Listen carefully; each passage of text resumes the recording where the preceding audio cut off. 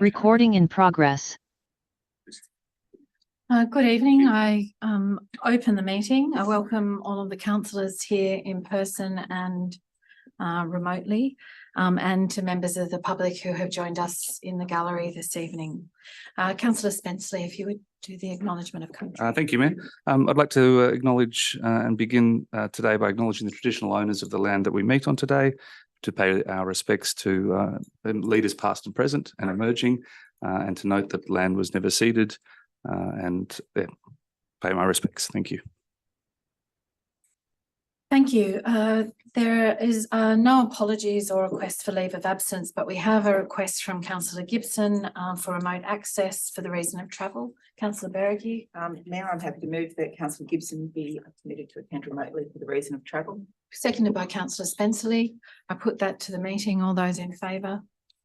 That's carried unanimously, and we welcome Councillor Gibson to the meeting.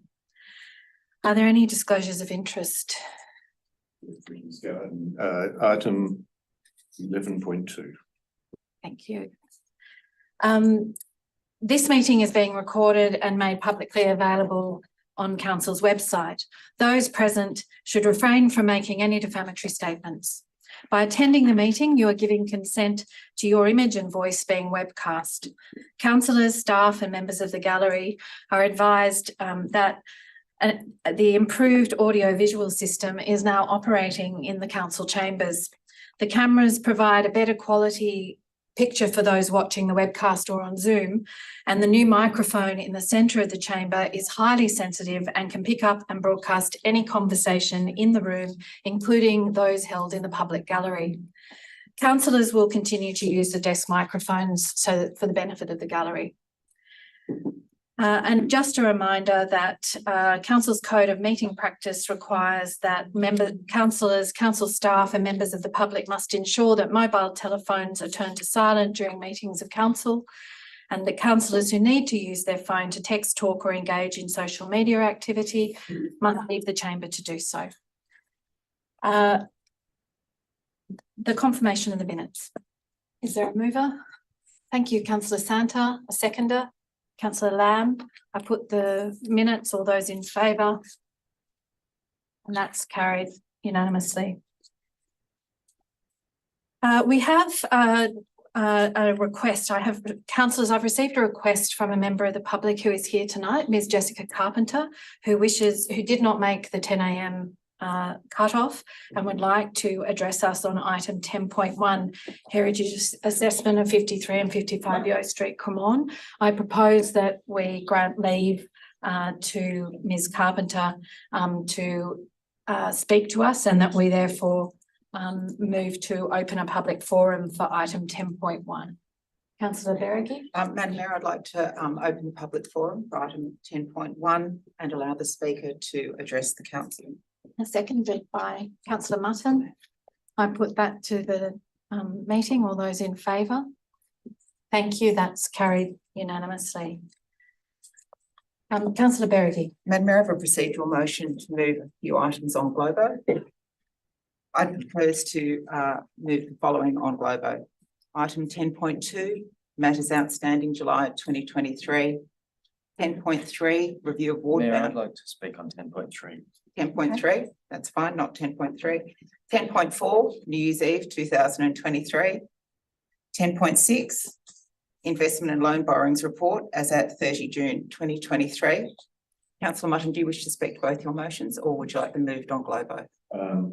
Really, I don't need to speak to either, but can I just, there's a procedural issue. If we're going to vote in Globo on 11.2, I've got a conflict of interest, so I've got to be out.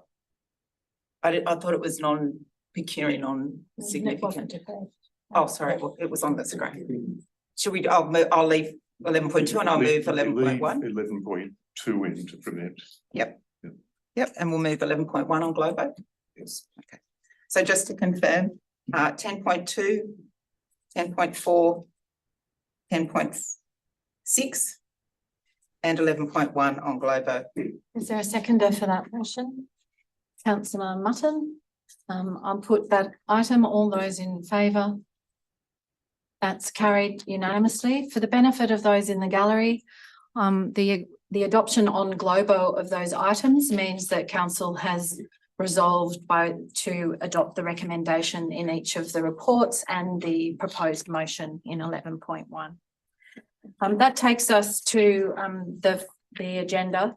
The first item is a mayoral minute 1. This was provided to you somewhat late today because I thought it was a matter of urgency that Transport for New South Wales has commenced the public exhibition of the modification report in respect of the Western Harbour Tunnel project. The community consultation exhibition period ends at 11:59 on Tuesday, the 15th of August. Whilst there are at least 2 environmental improvements in that there will no longer be cofferdams in Waverton nor dredging of Sydney Harbour, there are changes to the project which will continue to have significant impacts on the North Sydney local government area. And I think more importantly, this is an opportunity for us to advocate on behalf of the community for some improvements and amelioration on the project as it stands, including potential conditions of consent, not least to do with the return of land at Camaray Park, akin to what has happened at Rozelle, as well as impacts on Berry Street. And the inclusion of some more meaningful, active and sustainable transport. So I'm recommending that council prepare a submission to the modification report to address those matters. Councillor Berrigan. Thank you, Mayor. Thank you for bringing the mayoral minute to the meeting. It is incredibly important, but amazing how late it's come, given that we've known that this change of methodology was happening. I was wondering if you would take on a point 2, which is that council urgently write to the Minister for Transport and Transport for New South Wales, asking them to extend the exhibition period. I think 4 weeks is really quite short for a project of this magnitude. And further, 4 weeks is not enough for people to actually fully understand what changes are being proposed and the impacts of the changes. Yes, I'm prepared to take that on. Do you have a particular time frame for the extension, or? Probably till mid-September. I'd ask for another 4 weeks, so at least an 8-week. Given that it's more than yes, absolutely. And secondly, thirdly, if council could put it on its website because it's not being that well publicised. The council promote the exhibition period to precincts and to all other interested stakeholders. I'll take both those matters on. Are there any speakers?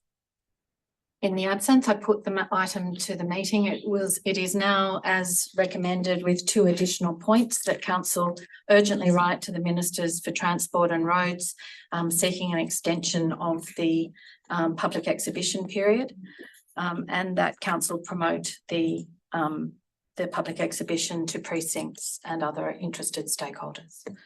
I'll put the item. All those in favour? Thank you. That's carried unanimously. That now takes us to item 10.1, the heritage assessment of 53 and 55 Yeo Street. Ms. Carpenter, if you would come forward, please.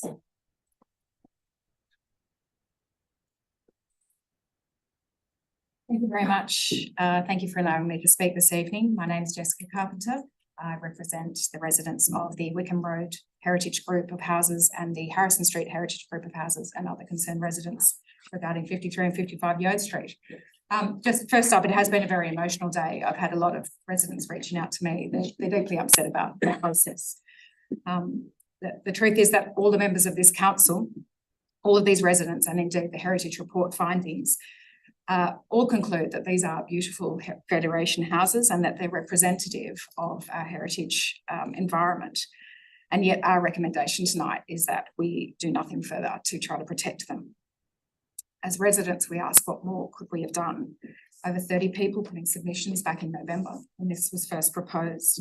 In February, council resolved to investigate heritage and conservation area rulings, but unfortunately only one path has been investigated to date. We are extremely sympathetic to the demands on council staff with regards to all the developments that are outstanding at the moment and the impact on all the heritage areas. We know there is a lot happening. But unfortunately, the prioritisation of these issues now means that these particular properties are now at risk because we weren't able to act fast enough. We understand the heritage report that's being done does not support individual heritage listing, unfortunately. And so the IHO will soon lapse as it's only pertinent to heritage listings. However, this doesn't preclude us still investigating the heritage conservation area. And indeed, the report recommends that we do pursue this. A heritage conservation area would provide at least some protection for these houses and their heritage surrounds, if and when it is in draft form. We must at least try. Council shouldn't be making decisions on the basis of what the developer might be doing. We have to try to support the community in this, and particularly our heritage character of our surrounds there. We, as the owners of these heritage houses, are absolutely dedicated and committed to preserving this heritage, and we're going to be the ones still standing here when the developers have all gone. So we do ask that you amend their motion tonight, and please try to expedite this phase 2 of the heritage report for the potential inclusion of these houses in the conservation area. And if that is supported, then to expedite as quickly as possible. We understand it takes a long time, but if we don't try, we won't get it through to try and get the planning proposal in place. Thank you. Thank you. Are there any questions of the speaker? No, thank you very much for your participation. Councillor Berrigan. Thank you, Mayor. I have a motion, which is the recommendation with a 0.5. The council pursue the inclusion of 53 and 55 Yeo Street into the Heritage Conservation Area, the Cremorne Heritage Conservation Area. I'll second that. I haven't finished yet.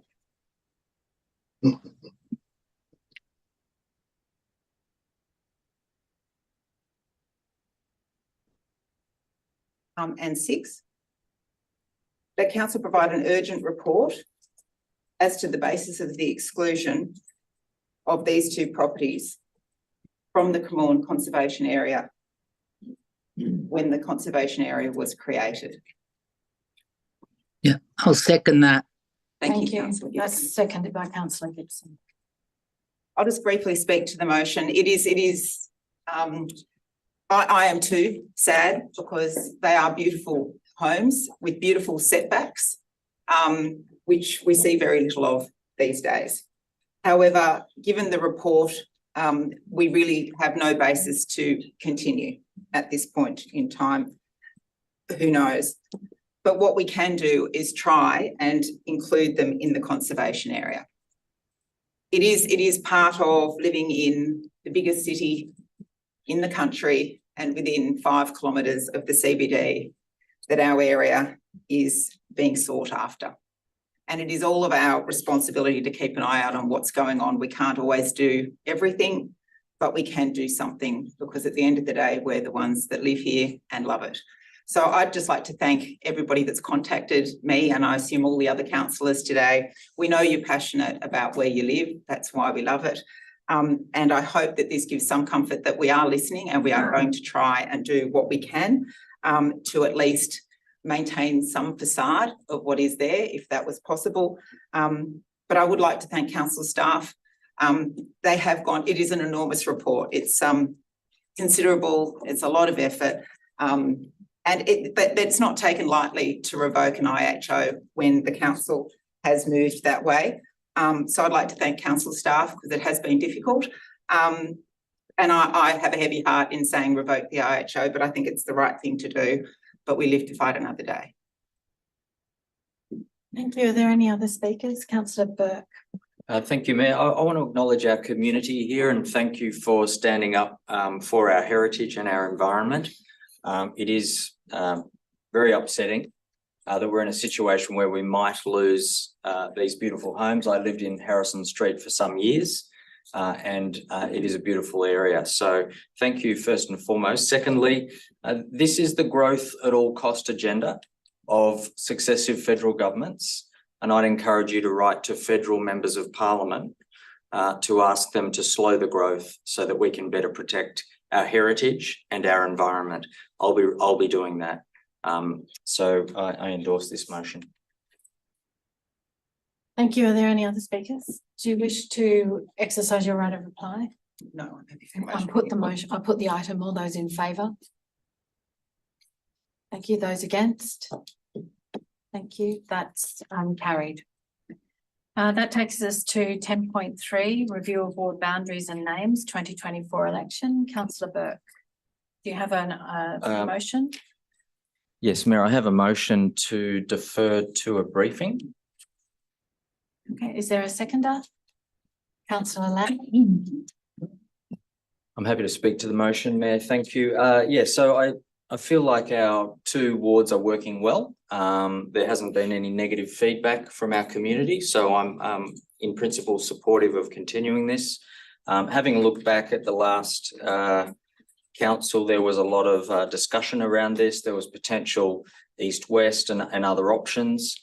So I feel it'd be worth the new in quotes new council having a look at this issue and having a discussion together. And I'd be interested if any other councillors had an open mind on where we go forward. Are there any other speakers? In that, Councillor Spenceley? But look, I think there's been continued change in the ward boundaries. My personal view is we have wards that have worked for the last election particularly well. They're clear. I noticed a lot of confusion every time I would speak to an elector pre-polling over ward boundaries that have changed numerous times. So, my personal view is we leave the wards as they are. I think the community will benefit from that, and I don't see any reason to change them from what functioned very well. Thank you. If there are no other speakers, I put the item. All those in favour? That's carried unanimously.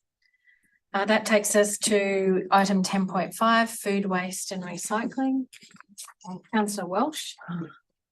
Thank you, Mayor. I move the recommendation with an addition. Yep. Okay, the council write to the Honourable Penny Sharp, MLC, New South Wales Minister for the Environment, Energy, Climate Change and Heritage, to ask that a larger percentage of the waste levy monies collected be allocated to increasing waste infrastructure, particularly for FOGO processing. I'll second that.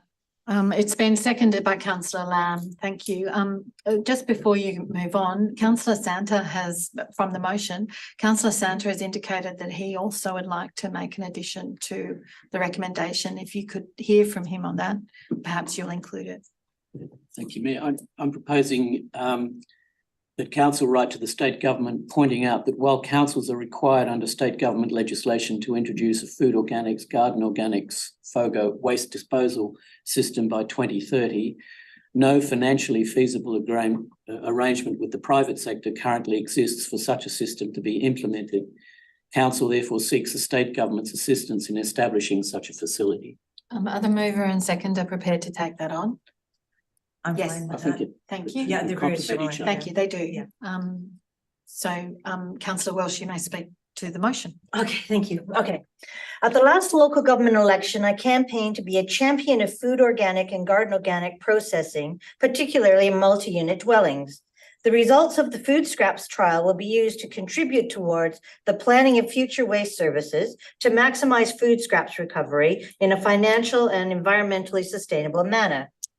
Whilst the collection and extensive education that will be required for FOGO is huge, waste infrastructure is insufficient to meet current and future needs for New South Wales, especially processing infrastructure for FOGO. Siting constraints, planning and approvals, public perception, and the social impacts to operate are all barriers to entry. Last week in the news was reporting of residents campaigning against a DA for a FOGO processing facility in Lithgow. Existing services are located at long distance from the Sydney metropolitan area, one 5.5 hours away in Forbes, with the majority of the current facilities located in Western and Southwestern Sydney. North Sydney Council would be required to deliver the material directly to the facility, as no bulking up or consolidation facilities are currently available in the whole northern regions. Imagine 5.5 hours driving with a garbage truck. Hopefully, working with our partners in NESROC, Council will resolve this huge issue, which will impede Council's ability to roll out food organic waste processing. Getting the right infrastructure in the right place will be critical to recover, reuse, and extend the life of most materials. Every time rubbish is delivered to a processing plant, councils are charged a waste levy. Only 1/3 of the money collected has been reinvested in environmental and waste programs. It is worth billions of dollars. The council has been mandated to have food organic processing in place by 2030. More monies invested into infrastructure will help arrest an evolving crisis in waste management. It is an excellent report, and I would like to thank the waste management team that presented it to the councillors for their fantastic presentation. It is always a pleasure to hear experts speak knowledgeably about their subject. I support the recommendation. Thank you, councillor Santa. Thank you, Mayor. Councillor Walsh, if you could turn. Sorry, yeah. If I could just make some comments on the study that we received. They found that there was an increase in contamination in the 6-month period. I've spoken to other councils that have had a full-blown system in place throughout their local government area. They found that in the first 6 months there was an increase, but after that the contamination declined to manageable levels within 18 months of implementation. And I would say that those residents that participated in the trial, while it wasn't a voluntary process, the trial, their inclusion was mandatory, but they did realise that it was a trial and it wasn't as a result of any government regulation. The study also points to a possible increase in traffic disruption resulting from the introduction of a 3-truck collection system, but experience in other areas with FOGO shows minimal traffic effects, partly because the weekly general waste collection system is replaced by a fortnightly collection, and the general waste bin size is reduced as a result of less non-reusable garbage.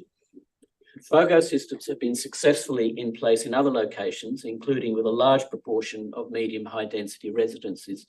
For example, San Francisco and Melbourne, where my family have had personal involvement in that for a number of years. And because FOGO goes towards the making of a commercial product, namely compost, it eventually becomes cost neutral for councils, at least with regard to the current waste disposal system. The current restraint on the introduction of a FOGO system, as the study correctly shows, is the current lack of a feasible private sector system for our region for collection and processing of FOGO waste. And this is where my recommendation for a 0.4 comes in, or maybe 0.5 now. We should point out that we are required under state government legislation to have a FOGO system in place in 6.5 years. We therefore need to point out to the state government the current constraint caused by the lack of a private company or companies to collect and process this type of waste.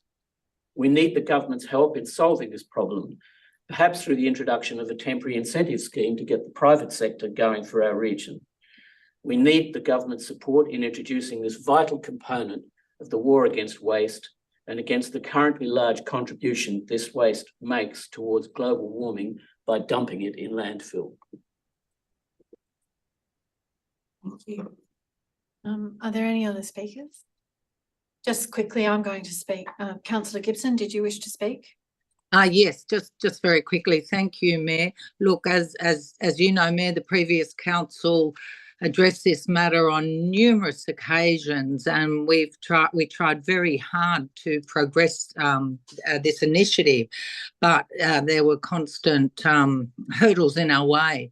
Look, any progress is good, but I do welcome the comments made by both Councillor Welsh and Councillor Santa. There needs to be changes and quick changes at the state level if councils are going to be able to honour their commitments to excuse me, to members of their community and really progress action on this and take some meaningful steps over the next, which will end into the next term of council. But look, any step forward is a good thing, a positive thing, and I thank the officers for their report on this. Thank you. Just before I give it back to Councillor Welsh for any right of reply, I'm going to quickly speak, which is to support of the motion, and in particular in support of the matters that Councillor Santo has raised this evening. You'll recall, councillors, that a couple of meetings ago that we adopted a resolution to work with other Sydney councils to lobby and advocate to state and federal governments on this issue of waste. Rightly, you've identified that there are real hurdles to any council in this state, let alone the country, to be able to meet our obligations by 2030 in the absence of places to process waste, not just organic. This is a national crisis. It's a national problem, and it's going to require all three levels of government working hand in hand. To be fair, local government has always been the innovator and at the forefront of innovation in waste and sustainability, but it really does need both the federal and state to come in and fund the sorts of processing plants that are needed, because the private sector has not been able to sustain it. And this council knows better than most, because we were part of that Eastern Creek processing, and when the EPA put the moratorium on any processing, that changed the way that we were able to divert material from landfills. So all the speakers are right. This is a first step, but we have to keep the pressure on the other levels of government so that it can be a successful one. So on that basis, would you care to, no right of reply? I put the item. All those in favour? That item is carried unanimously. That brings us to item 11.2. Councillor. It's appropriate that I withdraw this notice of motion. I had wrongly formed the view that if I did not have a pecuniary interest, I could bring forward a motion such as this. I now know that is an incorrect view, so this notice of motion should not be before council in my instance. Okay, thank you. That motion has been withdrawn. In that case, that brings us to the close of the meeting. Thank you everyone for your participation, and we will see you at the next meeting of council. Thank you. Recording stopped.